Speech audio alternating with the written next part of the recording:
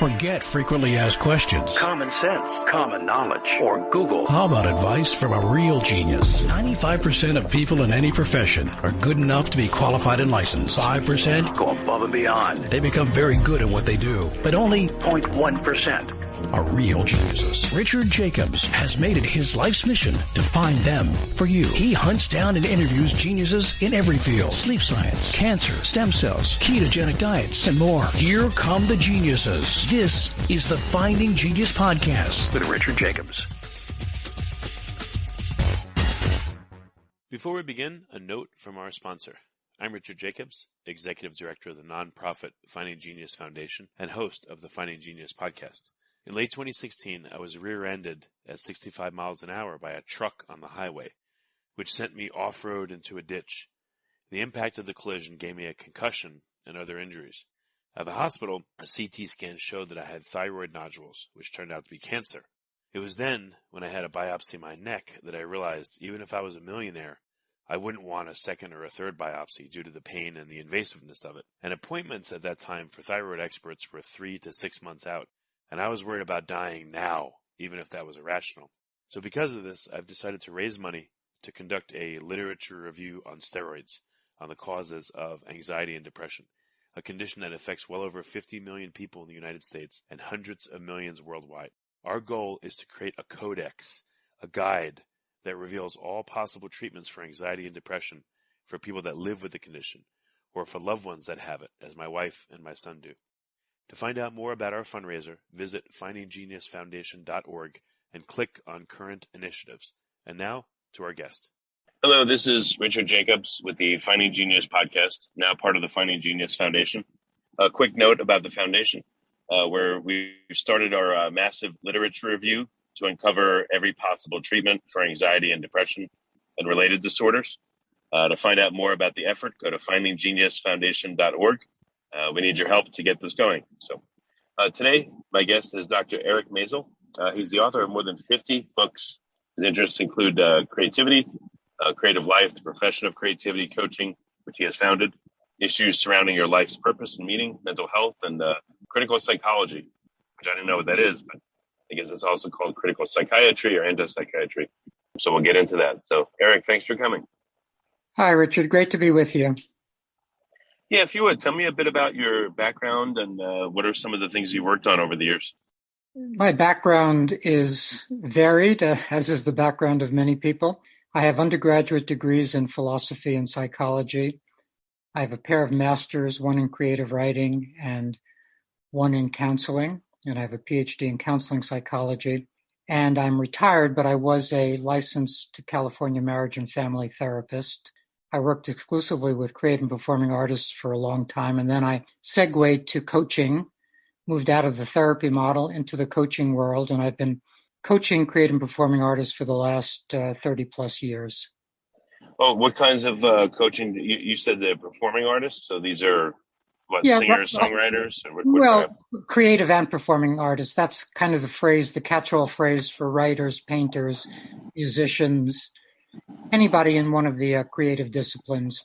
So I've been coaching them for a long time now on the emotional issues, on the practical issues, on the work-related issues, how to deal with blockage and procrastination and resistance, and also marketplace issues, how to make a go of it in the marketplace as a creative person. All right. So what are some of the tenets or things that people struggle with in creative professions? Well, the first is getting the work done. That's number one. I have a recent book out called The Power of Daily Practice, and the point of that book is to remind creatives that if you miss a couple of days of your creative work, what happens is that weeks, months, and years seem to disappear. It's easy for that to fall off your plate. So that's the number one issue, is actually getting the work done. The second issue would be the creative anxiety, the anxiety that arises as a natural feature of the creative process. And that anxiety arises for lots of reasons, but the main one is that the creative process is actually making one choice after another, and choosing provokes anxiety. So anxiety naturally threads its way through the creative process. A lot of creatives don't realize that they have to deal with anxiety as a lifelong issue. And then there are all kinds of other issues, including marketplace issues, not feeling like you're good at selling your work, not wanting to sell your work, not feeling equal to the marketplace. I don't know, is this different for someone that's new to the creative process versus someone that's been doing it for years? Like, by definition, if someone's been doing X for 5 or 10 years, are they over it? No, or is this a thing you never get over?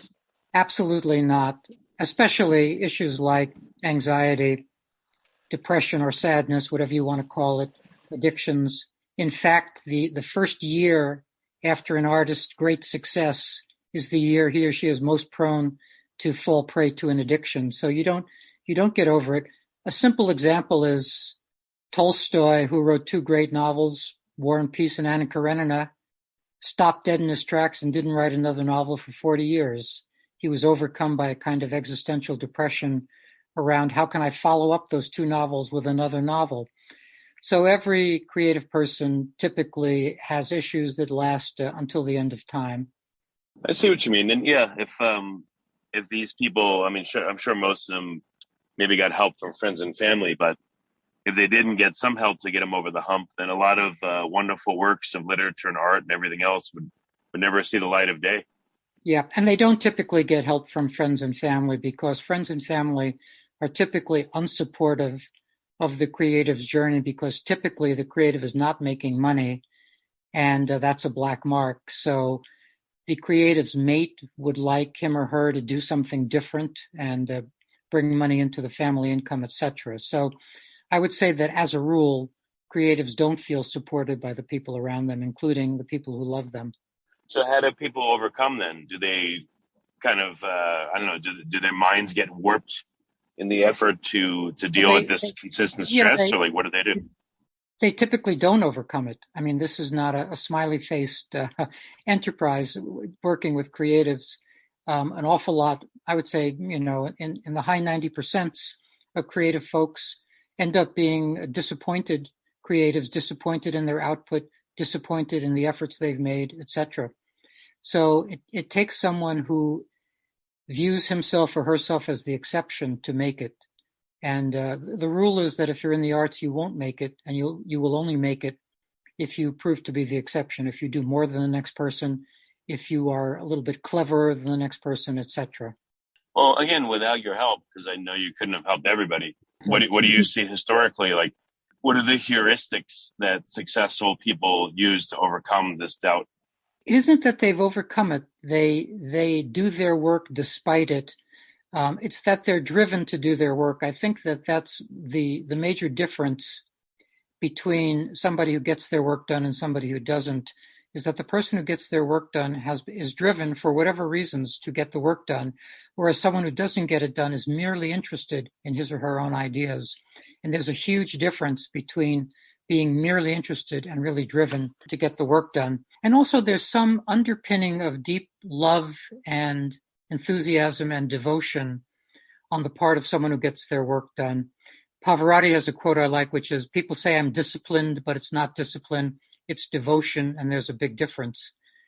And there is a big difference. A lot of creatives think they're not disciplined enough, but actually they're not devoted enough to what they're doing. Yeah, well, I love Pavarotti, so I guess whatever he figured out to do worked. Interesting. You have a background, I guess, in creativity, and I don't know if you've conducted like thousands of brainstorming sessions, or what does creativity look like in your life? What kinds of things have you done that you felt good about? But mostly it's writing books. I grew up as a book-loving person, and I've done 50 or 60 books, so that's how my creativity expresses itself. I actually had a little visual art period in my life, but basically I'm a word person, and that's how I express my creativity. So, it's a lot of books. What are some of the books that you've written? Like, what are the themes, or what are they about? Well, a lot of them are about the creative life, about creativity and depression. That's the Van Gogh Blues. About creativity and addiction. That's a book called Creative Recovery. About creativity and anxiety. There's a book called Mastering Creative Anxiety. So a lot of the books are for creative people. Then I'm also interested in issues of life purpose and meaning. So I've done a book called Life Purpose Boot Camp and other books related to making a paradigm shift from the idea of singular life purpose to the idea of life purposes, which I think is a better idea. and a shift from the idea of seeking meaning to the idea of making meaning. So I have lots of different ideas around life purpose and meaning. And then mental health issues. I've done lots of books with titles like The Future of Mental Health and Rethinking Depression and Humane Helping. I'm interested in enacting a paradigm shift from the current diagnosing and treating mental disorder paradigm to something new that we haven't seen yet, that is a more humane helping paradigm. Before we continue, I've been personally funding the Finding Genius podcast for 4.5 years now, which has led to 2,700 plus interviews of clinicians, researchers, scientists, CEOs, and other amazing people who are working to advance science and improve our lives and our world. Even though this podcast gets 100,000 plus downloads a month, we need your help to reach hundreds of thousands more worldwide. Please visit findinggeniuspodcast.com and click on Support Us. We have 3 levels of membership from $10 to $49 a month, including perks such as the ability to see ahead in our interview calendar and ask questions of upcoming guests, transcripts of podcasts you're interested in, the ability to request specific topics or guests, and more. Visit findinggeniuspodcast.com and click Support Us today. Now back to the show. So how does creativity interact with anxiety versus depression versus other, mental issues? Like, who tends to get anxious, and what's the creative process like if you're laboring under that versus depression? I don't know if it's versus. I think both are coming in a creative person's life. They're going to have to deal with the case of the blues because that will be existential depression. Namely, it's often hard for creatives to continue feeling that their work matters. And if you don't feel like your work matters, then the reasons for doing them have evaporated. And then you fall into that existential funk of not having reasons for living or reasons for doing your work. So most creatives are going to have that experience of feeling at some point that their work doesn't matter. And they're going to be plagued by what I call the Van Gogh blues, by the existential blues. And then virtually every creative person is going to experience creative anxiety because of, as I said before, the creative process being choosing one choice after another and choosing provoking anxiety. Also, the specter of criticism, rejection, all of those things that are coming in a creative person's life that nobody really wants. Performance anxiety, as you know, is the world's number one phobia. So it is so strong in us to be made anxious by the idea of showing ourselves in public that it's no wonder that creative people are anxious. And the blank canvas and the blank computer screen are also like performances, and creative people experience that as performance anxiety, sitting there in front of a blank canvas or blank computer screen. So there are lots of sources of anxiety in a creative person's life, and lots of sources of depression in a creative person's life, and lots of sources of addiction in a creative person's life, primarily because I think creative people come into the world with bigger appetites, more chi, more energy, and that's wonderful if you make use of it, but it's not wonderful if you need, 1,000 more peanuts or 1,000 more drugs or 1,000 more whatever. So if you can manage that appetite, that's wonderful. But if you can't manage that appetite, then you're under threat of an addiction. Yeah, it's funny. I guess for me, podcasts can be like that. Like, I've done just about 3,000 of them in under 5 years. And I remember a friend of mine saying to me, he's like, I felt bad I wasn't doing enough of them. He's like, why don't you just do them 24/7? He goes, is that enough? And I laughed, and I'm like, yeah, you're right. Even that's not enough. That's right. For somebody with that kind of appetite, nothing's enough. And that is a problem for creative people, that often the second they've finished something, they already feel the drive. Picasso could not pass a blank canvas, even somebody else's blank canvas, without needing to fill it up. So that I did a book called Brainstorm, which is about productive obsessions. So in my mind, there are both unproductive obsessions, namely washing your hands 1,000 times a day, and then productive obsessions, namely really being curious about things and wanting to do the next podcast or paint the next painting or write the next sonnet. And those productive obsessions are fine as long as they're kept within bounds, as long as they don't turn into unproductive manias and you go off the rails. So there are lines to be walked where you nurture your appetites, but you also have to be careful that you don't go too far. If you like this podcast, please click the link in the description to subscribe and review us on iTunes. So what does your coaching look like? I know it's different for every person. What are some of like the tenets of it? Well, the basic tenets are coach-oriented tenets, namely, we set goals. So a client has to be able to, often with my help, but has to be able to articulate what he or she wants to work on in the near future over the course of the next weeks or month. Get usually 2 or 3 of those goals named. Then we look at the challenges, what's going to get in the way, whether that's family obligations or day jobs or anxiety or depression or whatever it is that might be getting in the way. Then we have to concoct strategies for dealing with those obstacles. And then we monitor the goals. The person then goes away. We don't do a lot of talking. It's not historical. It's not like therapy. We don't talk about the past. It's about what do you want to get done this week? Then you go out and you try it. And if you don't get it done, then we talk about what didn't work and what to try the next week. So it's very future-oriented and goal-oriented. Have you spoken to other coaches that don't coach creatives or just coach, people, let's say, that have anxiety or depression? Do you compare what you do to other coaches, or, your space and you just innovate within your space? I think that's right. I know my space. I run support groups for creativity coaches. I train creativity coaches. That's the space I'm in. I don't know really what a business coach might do or a spiritual coach might do or some other coach might do. It's my hunch that they're all goal-oriented, that's kind of a basic tenet of coaching, is that the coach and the client have to co-create some goals so that they know what they're working on. But beyond that, I wouldn't know how the different kinds of coaching play themselves out. You have any interesting stories that jump out at you? People you've coached without obviously identifying names, but any interesting results you've been able to get for people, or really positive ones? Well, one that pops out is a woman who did a lot of creative things, like she was a performance artist and had an interesting performance artist career and had never written anything, but wanted to start on her first novel and attended a writing workshop of mine. And then we worked together.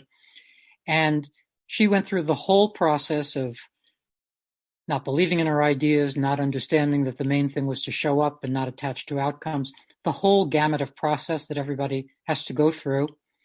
And the upshot of that was that she ended up with a 2-book deal and became a very well-known writer.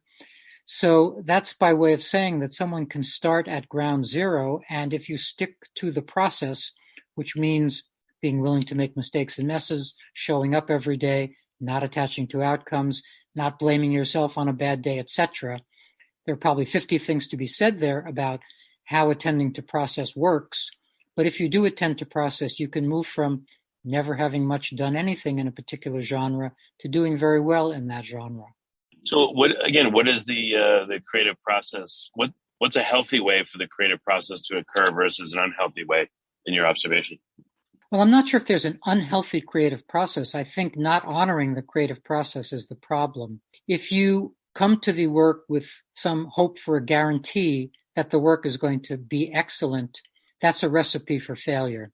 If you look at any creative person, I don't know, Bob Dylan, how many of his thousands of songs are wonderful, 30 or 40 or 50? How many of Beethoven's symphonies are wonderful, maybe half, etc. You could look at any creative person and you will see that only a percentage of their output works. Only a percentage of their output is really good. That takes a certain maturity to understand that you're going to be starting something without a guarantee and it may well not prove excellent. People who need that guarantee to use loose language, we typically call them perfectionists, but I would say it's not perfectionism, but rather just this desire for some guarantee that the thing is going to work before they actually work on it. We have to get the work done.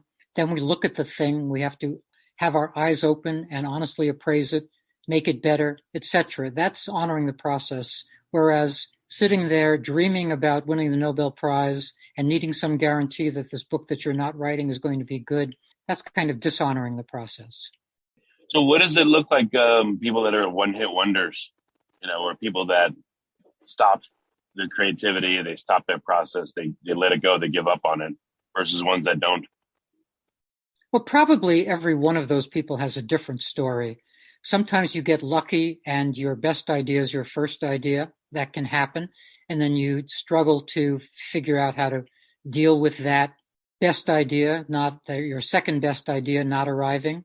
If it was a big success, then as I said earlier, you might be dealing with suddenly a whole social environment that you never knew was coming, with sex offered to you and drugs offered to you and a whole world offered to you because now you're a celebrity.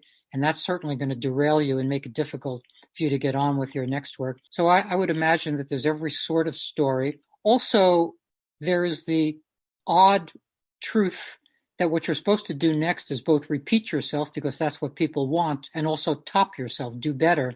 And that's actually a very odd requirement, that you both do the same thing and top yourself.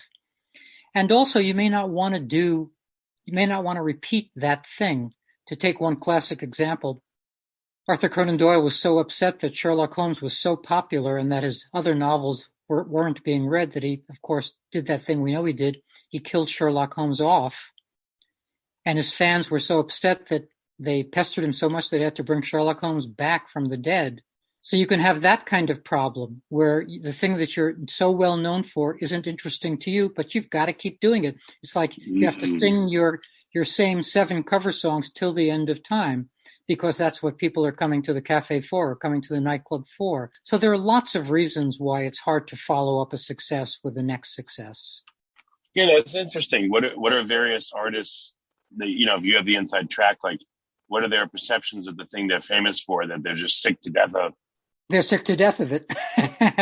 But they also know it's their meal ticket. And at that point in their lives, they also have a lot of responsibilities. They may have a whole staff, all kinds of people, their agents and their managers and their roadies and their thises and their that's, who need them to keep being successful. So they feel that pressure of repeating their successes, even if they would like to do a whole new thing. It's very rare for something to happen like Bob Dylan going electric, somebody throwing over what they're known for and doing something that they know is going to get them booed and does get you booed. It's actually rare for an artist to make that stark transition from the thing they don't want to do anymore to something new they want to try. Most creative folks will repeat themselves and do that thing till the end of time, primarily because, well, they want the income to come in, but they have all kinds of responsibilities and duties around that work. Yeah, it sounds like a very conflicted existence. Is that why anxiety and depression seem to ride along with creative people? And the addictions. It is a very conflicted profession. And you can imagine singing the same song for the 10,000th time. And I think most people can't imagine that. For them, the artist is singing it fresh that night for them. But for the artist, that's not how the artist is experiencing it. Some artists seem to feel like they are experiencing it anew each time. To my eye, Bruce Springsteen, in his heyday, he seemed to be delivering that concert from his heart each night. But that's not true for a lot of artists. They're mailing it in rather than really performing. Yeah, that's really interesting. I never really thought about these people nearly as deeply as you have, but it's very, very interesting what they go through, what their lives are like. Do they experience anxiety and depression differently than other types of people? Well, of course, that isn't really my clientele, but I would say that they don't experience anxiety and depression around their creative life, because even if they could be creative, they've walled that off. They've made some decision that they're not creative, and that's their internal talking point. I'm not a creative person. So they've blocked that off. And even if they could be creative, they've decided not to go down that route, maybe because they have some intuition that they don't want to do that hard work, that they may have a better intuition in some ways of what it takes to write a novel than a novelist does. And so they don't want to go down that route and make all of that work for themselves. So I'm sure they have all the typical anxieties and the typical depressions. For me, I try to help people understand that a root cause of anxiety and depression for everyone is this mistaken idea that there is some purpose to life that they're supposed to figure out, as opposed to making the shift to deciding that they have to identify and then live their life purposes in the plural. And once people get to that idea that they have to actually create a menu of life purposes, then some of that anxiety and depression immediately goes away, because they understand how they can work on their life. They don't have to go to the top of some mountain or sit at some guru's feet, but they have to decide for themselves what's important to them, what their life purposes are going to amount to, and then in a regular way, in a daily practice way or in a weekly way, actually attend to those life purposes. If a person can do that, that ends up being a more powerful and a more passionate and a more meaningful life. So you're saying that it's a danger to have a very narrow existence as a creative person? Like only work on the stuff you're good at. Is that what you're saying, or what do you mean? That's part of what I'm saying. I think it is a trap. Let me say a couple of consecutive sentences here. One of the ways that we reduce our experience of anxiety is to do something we know. The unknown is more anxiety producing than what we know.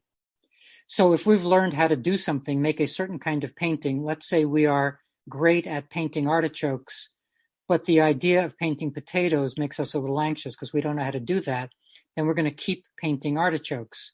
But that's going to stunt our growth because then we won't have the opportunity to paint, turnips and potatoes and every other kind of vegetable. So artists do have to be careful about repeating themselves, and they have to check in to make sure that they're not repeating themselves just to reduce their experience of anxiety. To say that another way around, they have to keep taking risks or else they won't grow. But what about their daily activities? I mean, how much of it should be their creative outlay?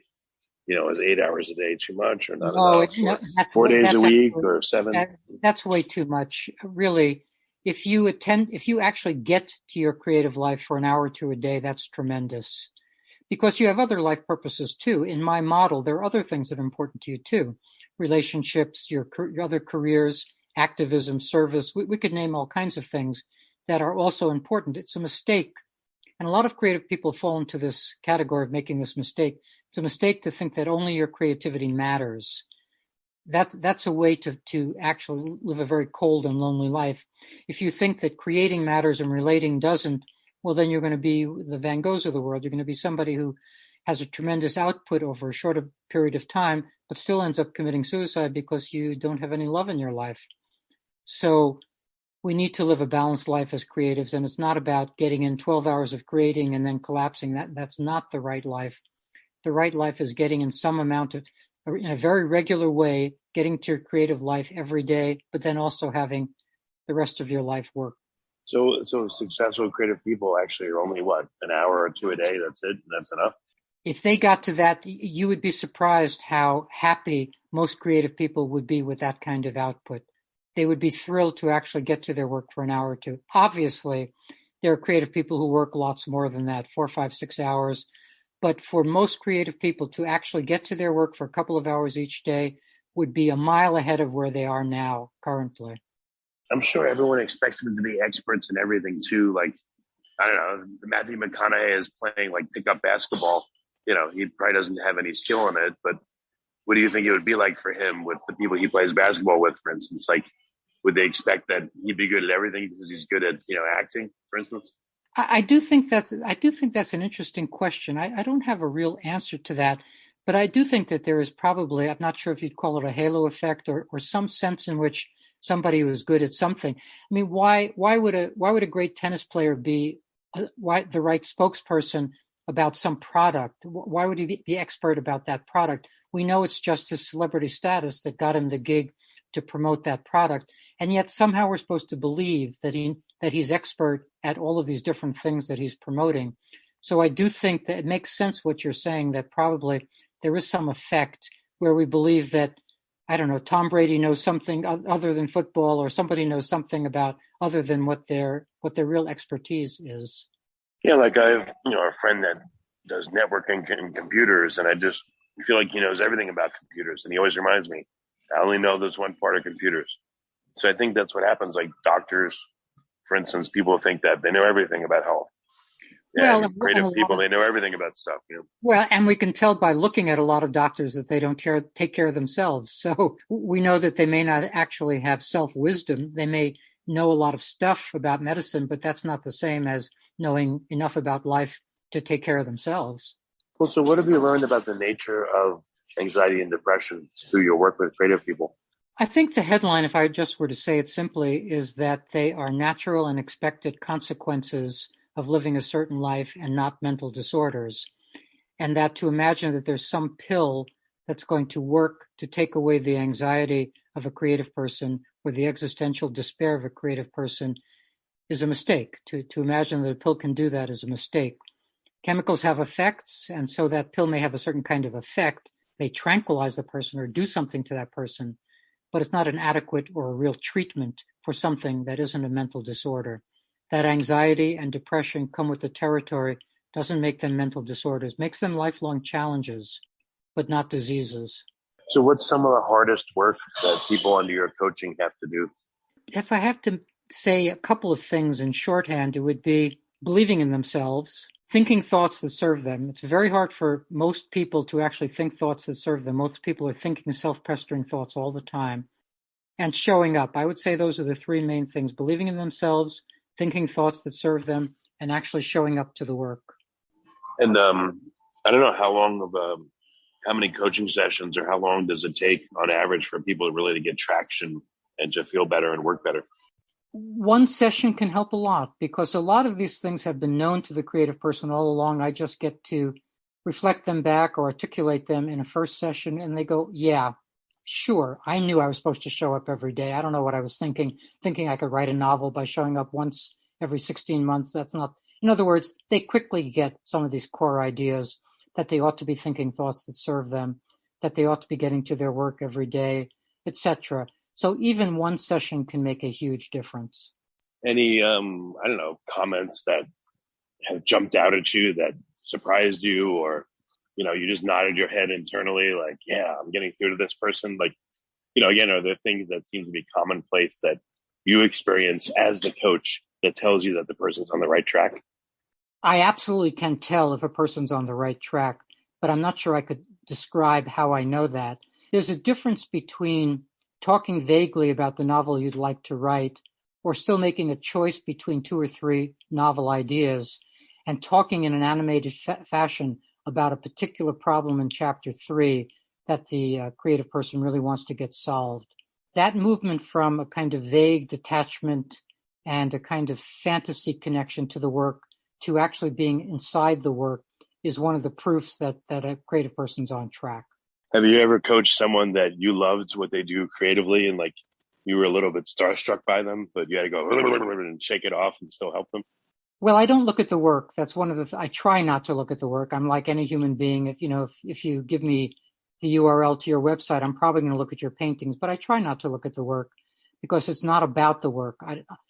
If I love a particular kind of music and you're doing another kind of music, I don't want that to affect how, I don't want me to try to change you to make the music I want you to make. So I tend not to look at the work, but sometimes I do, and there are artists I love among my clients, and yeah, and I've worked with world famous artists whose work I love. So yeah, I have worked with artists whose work I love, but that doesn't turn my head. They have the same issues, the same problems, the same challenges. So we're still in there in the nitty gritty. I'm not starstruck by them. We just have to get down to the work. Okay. Well, very good. Oh, well, actually, one more question. Do you see a lot of creative people say like, oh, I'm more creative when I'm drunk or I'm high or I'm doing this or that or I'm on mushrooms? And, if they say that to you, do you encourage or discourage that? Yeah, they historically say that, but they don't say it to me. They historically say that, and that's been a common theme or cop-out. My response is, if you say that to my face, I will say, let's take a real look at that. And my energy will be to have the person enter recovery at some point because I don't buy that picture. Okay, well, it's good to know. So, resources for listeners. It's been a really fascinating call. I think it's really cool what you do. You've written, 50 plus books. Where do people start so they don't get overwhelmed? Like, where should they go to find out more about you? And if they want coaching, where should they go? If creativity is on their mind, then I would recommend my book, Coaching the Artist Within. If mental fitness and mental health is what's on their mind, then I would recommend a book that's coming out in a couple of weeks called Redesign Your Mind. But you can find out lots more about me at my website, ericmaisel.com, EricMaisel.com. Well, very good, Eric. It's been a really cool call. I'm not starstruck by you, but I have a new respect for you, and I appreciate all the work that you do. So thank you. Thanks so much for having me. If you like this podcast, please click the link in the description to subscribe and review us on iTunes. You've been listening to the Finding Genius podcast with Richard Jacobs. If you like what you hear, be sure to review and subscribe to the Finding Genius podcast on iTunes or wherever you listen to podcasts. And want to be smarter than everybody else? Become a premium member at findinggeniuspodcast.com. This podcast is for information only. No advice of any kind is being given. Any action you take or don't take as a result of listening is your sole responsibility. Consult professionals when advice is needed.